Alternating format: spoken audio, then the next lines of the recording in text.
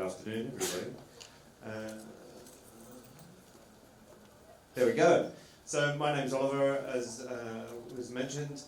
I've got a user experience consultancy based in Sydney, Australia, and so what we focus on is user experience research with end customers and understanding that on behalf of our clients. We also do strategy for companies like Atlassian and Optus and so on in Australia, and then we also do the design part of that. So day to day we do a lot of websites and mobile sites and things like that, and mobile apps. But what we've really started to do over the last 6 years is do a whole range of exploration into the user experience of spatial computing. And so we've done things like co-published papers with Dr. Mark Billinghurst and Sydney University, looking at various augmented reality head-mounted display trends over the last 5 years in academic papers. We've collaborated with industry on a number of projects to explore their openness and interest in these types of things, and of course I'll talk about some of those today. But a lot of what we do is really sort of try to explore aspects that we think are going to be really fascinating in a future state that we're heading towards. And really that's based around smart glasses, but of course we're trying to prototype with the devices that we've got today.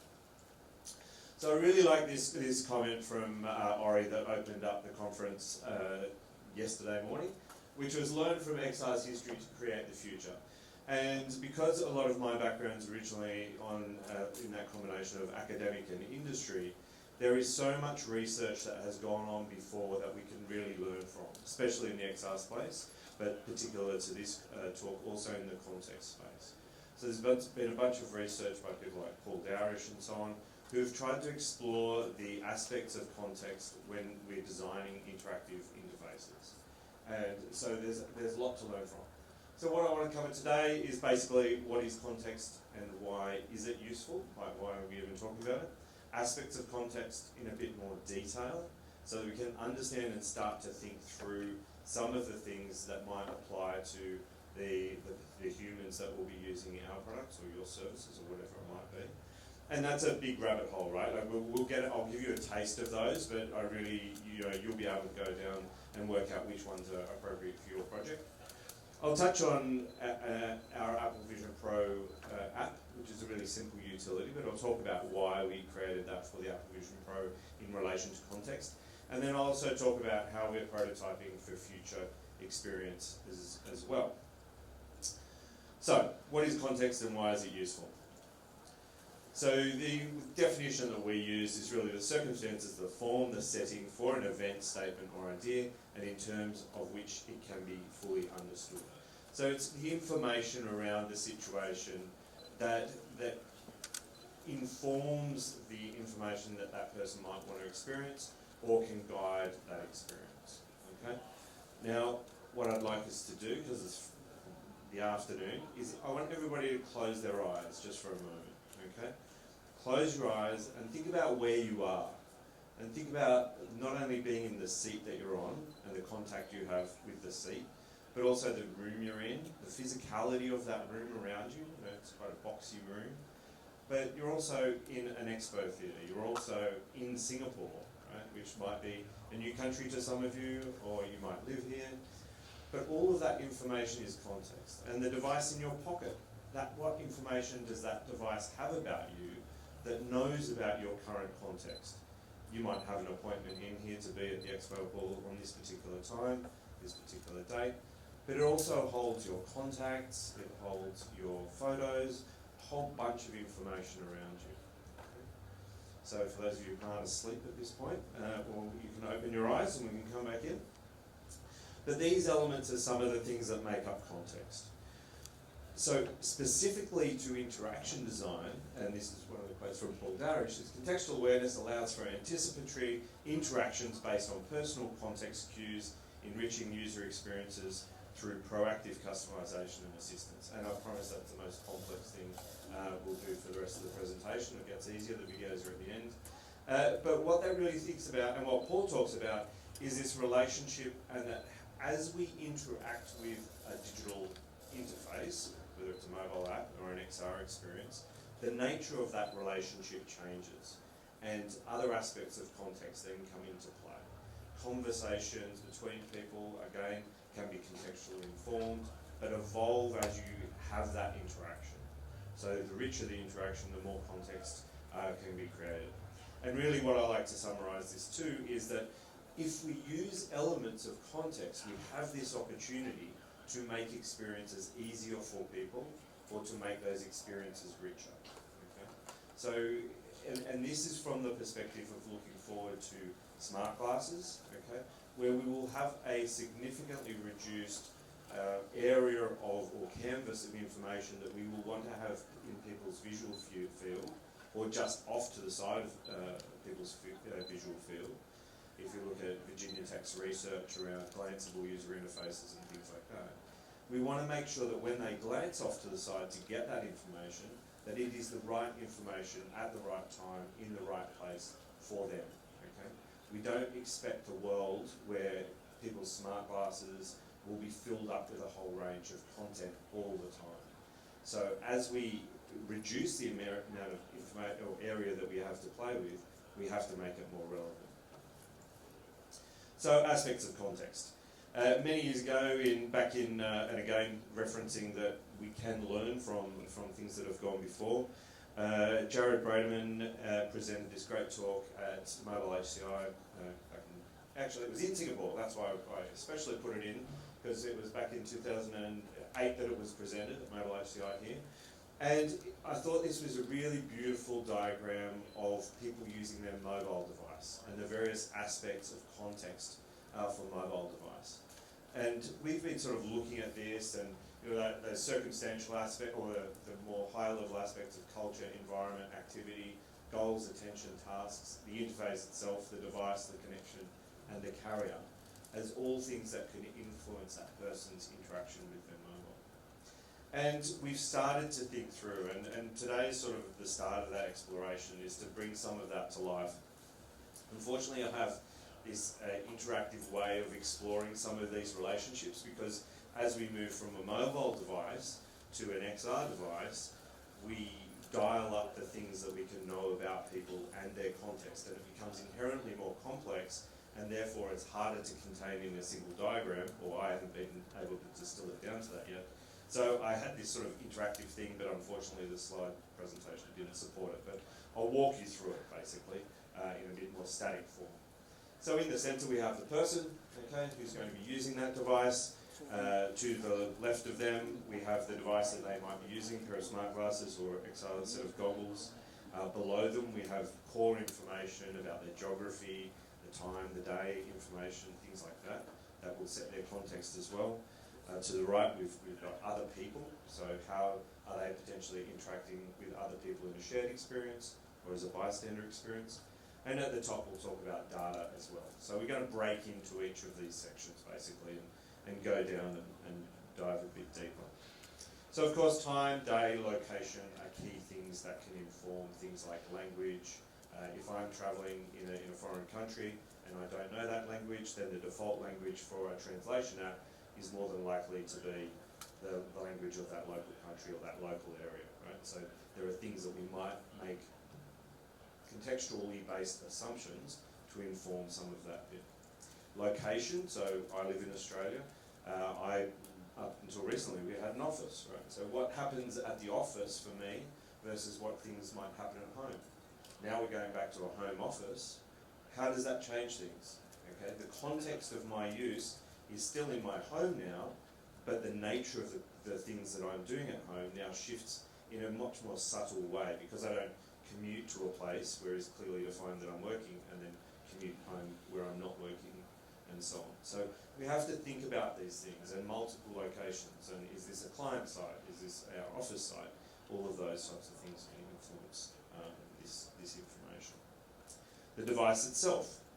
So we need to understand, as of course Mark brought up this morning, that Milgram's continuum of reality to virtual reality. So what sort of experience is this person having contextually that might relate to their surroundings? So if I'm having a virtual reality experience, my surroundings are far less relevant because I'm fully immersed. Whereas having an augmented reality experience or a mixed reality experience, the walls around me, the floor, the ceiling, objects in this room that could be detected might all interplay with that content in my experience. Apple, for example, also talk about the types of experience that you can have when you are wearing the device. So am I looking at as something as simple as something like a 2D interface? Am I looking at a 3D volume that I can interact with, twist around, pinch, zoom, whatever, do that? Or am I actually in a fully immersive space which is dedicated to a specific application? And so those interactions, of course Mark turns up now that I've quoted him and he wasn't here for that. So we can go into fully immersive spaces, and again, that changes the nature of relationships. Specifically for the Apple Vision Pro, for example, you can only really leverage the AR kit functionality of knowing about those walls and those floors and those ceilings in a richer way in a fully immersive space. You can't do that with the body. And then we look at the elements of interaction, or more specifically, user inputs and outputs. So over on the left-hand side, these days we have cameras that sit within our devices, right, that are looking at our pupils, that are looking out into the world through our gestures. They all are taken in contextually. Of course, those devices have screens within them that then provide that information to our eyes to understand, and likewise with sound. We have speakers in the devices that we can listen to, and of course, importantly, and more so importantly in the future, we have the ability to talk to these devices. So things like the HoloLens, obviously with Cortana, and with the Apple Vision Pro and Siri and so on, you can have interactions with these intelligent agents that are only going to become more intelligent as we put artificial intelligence into them. And also these devices, Mark brought up the Galea headset this morning, can also take in a whole bunch of other biometric information. Okay. There was a great post by, and I'm going to forget his name, who worked on the Apple Vision Pro team on the early days, and he was a neuro prototyper. His name will come to me. But he talked about the amount of information that we can understand about a person because we can biometrically look at their pupils.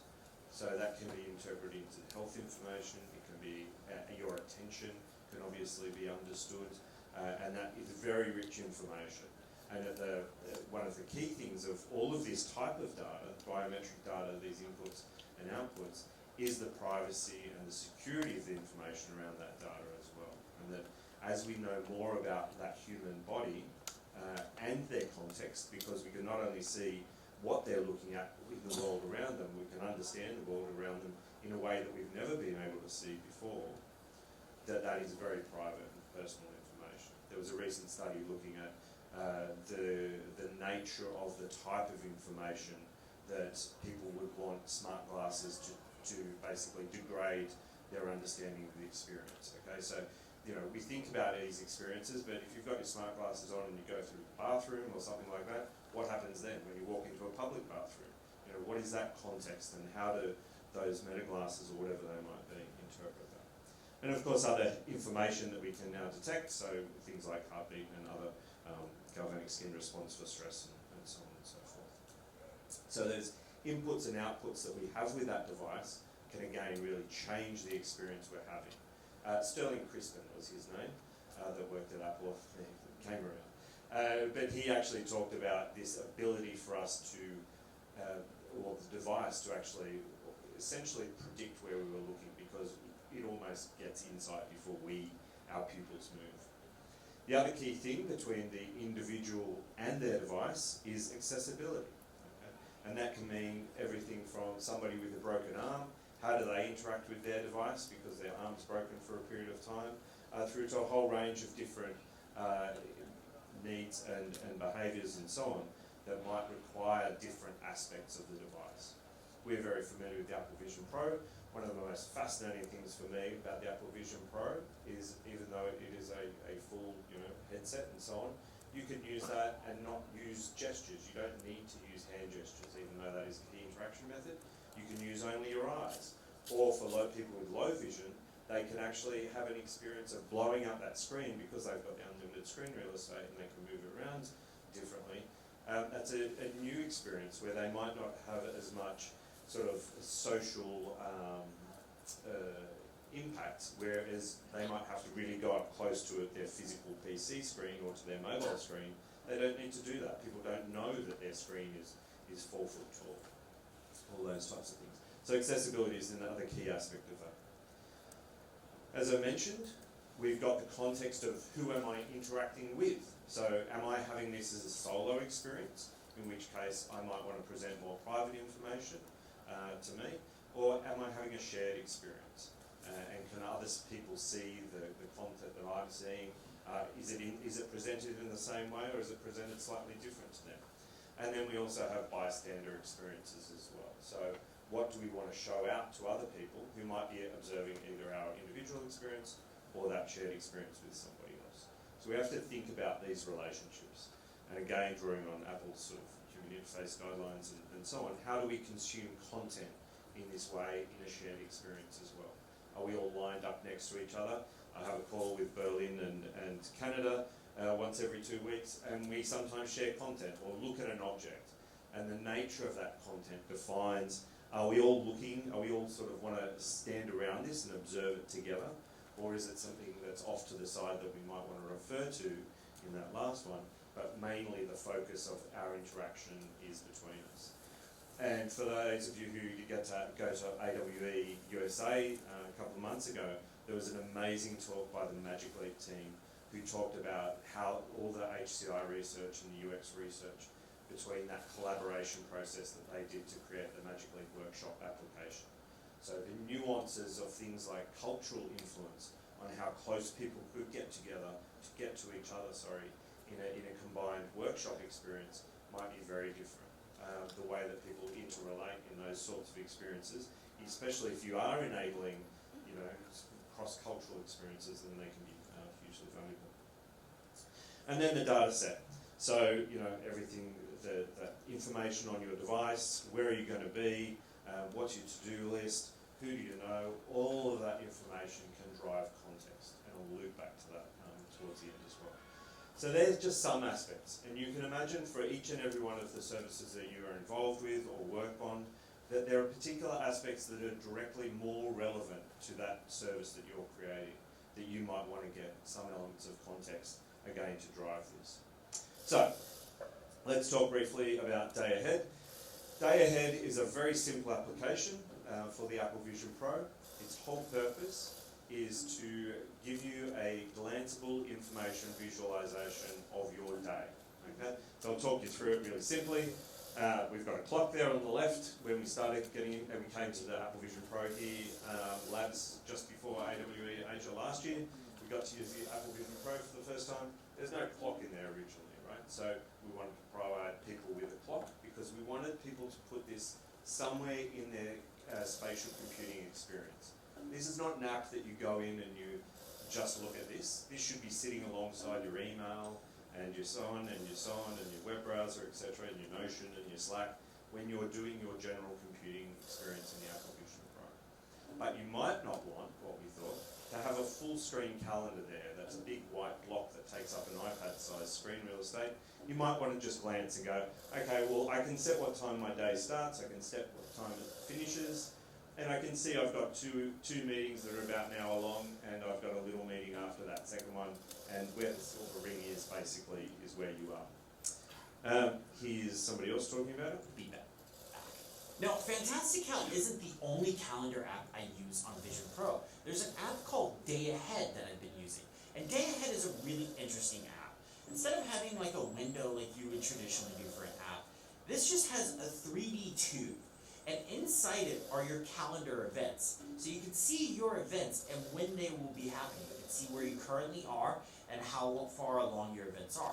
You can then look and select an event and it'll show you all the details for it. This is a really clever app. I absolutely love playing with this. For a digital 3D environment, I think this is a really clever way of showing calendar events. It's a simple looking app, I'll totally admit to that, but I think a lot of really good native Vision OS apps aren't trying to be these big complex UIs that you would see on something like the Mac. They're just simple utilities that you can just interact with, they do a particular thing, and then you can move on. So that for us was great validation of what we were trying to achieve, because we were trying to create something really simple that was relevant to a spatial computing experience that wasn't as relevant to, you probably wouldn't glance at this type of thing on your mobile phone, but living in your spatial computing experience made sense.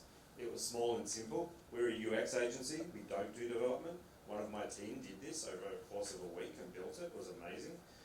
We wanted to be volumetric. We didn't want to have a flat 2D window. That's the beauty of 3D in the Apple Vision Pro is great. We wanted to have it there for launch. We wanted to leverage the APIs because we didn't want to store any data ourselves. We just wanted to make it visualized in a different way. And Shane did a great job with some help from Sean. So, that's our little app, but I also wanted to show you a bit more about what we're prototyping and starting to explore for the future that can engage different aspects of context. Avi Bar-Zeev, who many of you probably know, put up this great quote the other day as part of a bigger article that he was writing, but it perfectly resonated with me for this talk.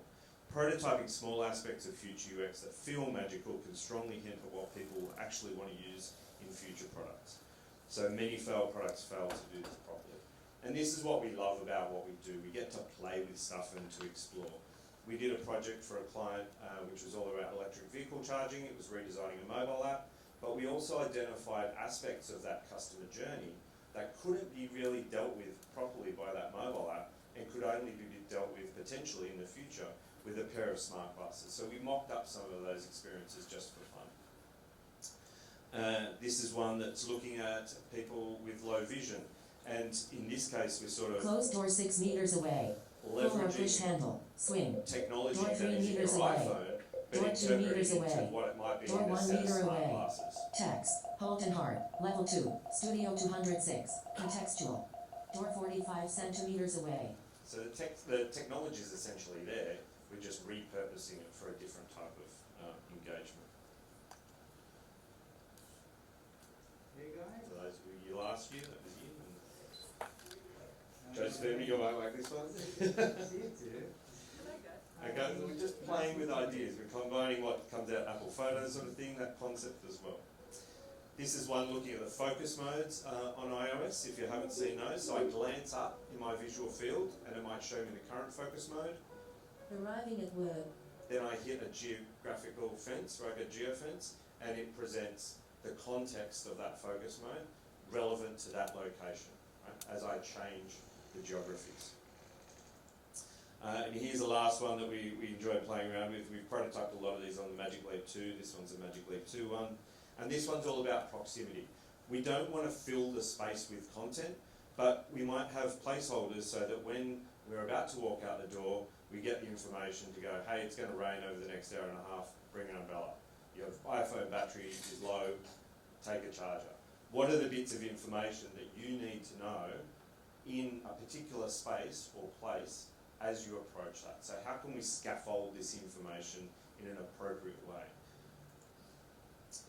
I'll quickly finish on AI, and we've done some projects with AI embedded in our clients' projects, but we really see it as an enabling layer rather than a product in and of itself.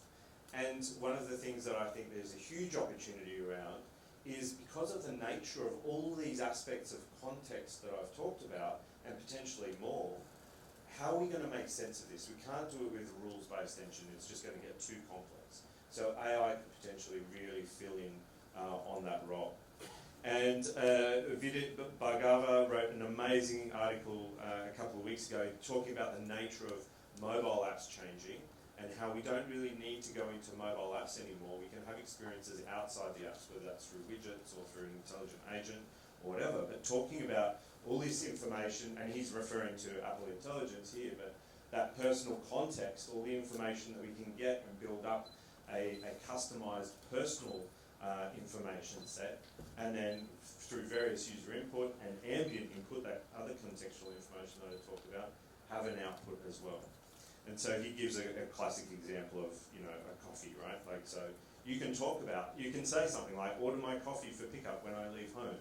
And the device knows where you live, it knows what time you're leaving, it knows what your favourite coffee is, it knows what your favourite coffee shop is. Okay, so this feels like the era that we're moving towards, where the device will know a lot about you, whether it's an XR device or a mobile device. And so what we're looking at is how that's going to impact on an Apple Vision Pro or an XR device, or more particularly where we're going to see smart glasses go in the future. Again, restricted user interface that we really want to play with, and especially because of the technology, we won't have a whole field of view to play with, as we've seen with the Snap spectacles and things like that. But there is a huge opportunity to get that stuff really right. Otherwise, the customers just aren't going to use it. So, here's my takeaways. 3 seconds to go, 2 seconds. Think about what aspects of context are relevant to your customers' types of experience. Start really simple, right? What are the things that you can guide behaviours on, or guide information or constrain information on? Look at how to leverage platform shortcuts. We're most familiar with the Apple platform, so certainly the shortcuts platform that they've got, the Siri shortcuts, the widgets, etc., and prototype these things. You know, go and build it, or mock something up, or do it in video, or walk through it, body storm it, go and play act what you might do in this type of experience to test out how it might be in the real world for you. Look at how you can leverage AI to personalise that complex content overall. And as I mentioned before, you know, we are the designers of these next generation of experiences. It's up to us to really think about the ethical aspects of the data that we are gathering and the data that we are using for these individuals on an individual basis, but on a broader social cultural basis as well. So it's really important. Bodies like the XR Guild, for example, get behind them and become involved with them. Just some acknowledgements of the people who, the references and so on. Thank you. Thank you for coming to the last session, or the next last session before the wrap up. So. Any questions? 3, 2, 1. Could I see the previous slide? Yes. This one? Yes. Thank you very much.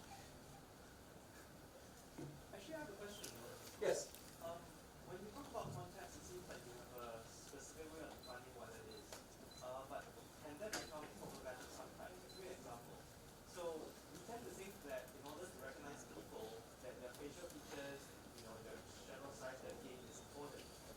But it turns out that the place in which that person is supposed to be in is more important than all what I just talked about. So how do you determine what's actually important context and what's not?